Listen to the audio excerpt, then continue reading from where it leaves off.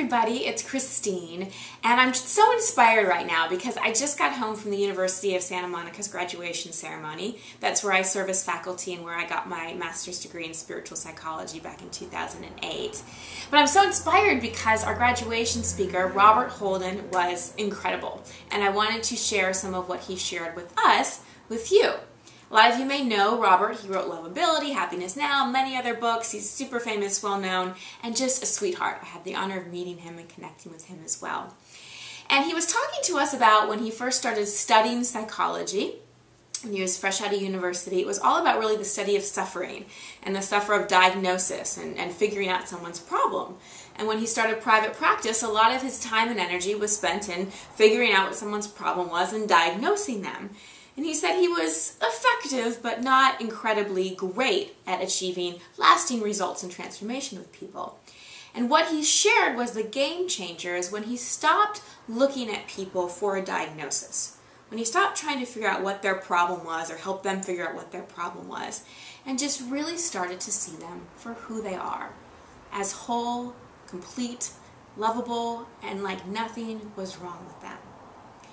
And he encouraged us that the goal of any light worker, any coach, therapist, parent, spouse, friend, all of our roles as light workers, that really our goal and our intention should be to hold the space for people to remember who they really are. But first, we have to remember who we truly are. We have to remember that there's nothing wrong with us. Yes, we may have our stories. Yes, you may be going through something right now where you have anxiety, or you may be unsure about your job, or you may be fighting with your spouse or your friend or your boyfriend or your girlfriend, or you may have issues from your childhood that are still popping up or being patterns that you want to change. That's all part of the human experience. We all have our stories. But as Robert said, we can honor those stories, but not identify with them. And the most pivotal step in our healing, and I know this has been true for me personally, is realizing and really knowing that yes, we have our story, but there's nothing wrong with us. So I am here to pass that message forward, to pay it forward, and remind you that there's nothing wrong with you. Now your ego may be disagreeing with me right now, but your soul is doing a happy dance because it knows that's the truth of who you are. There is nothing wrong with you. There is nothing wrong with you. Really, when we come into this world, into these human bodies, so much of our journey is remembering that. Remembering our original innocence. Remembering who we truly are. Whole. Complete. And things happen and we forget and we start to identify with those stories. So I hope today this serves as a reminder and this inspires you to come back to the truth of who you are.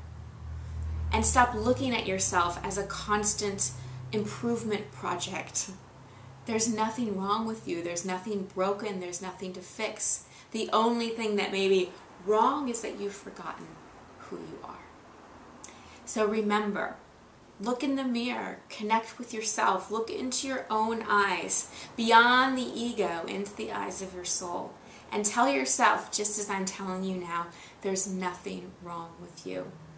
And as you hold that space of truth inside yourself, then you can hold that for others. And from my point of view, that's all of our work as light workers, is to see ourselves as God sees us, whole, complete, and absolutely divine and enough. And remember, there's nothing wrong with you. Much peace and many blessings.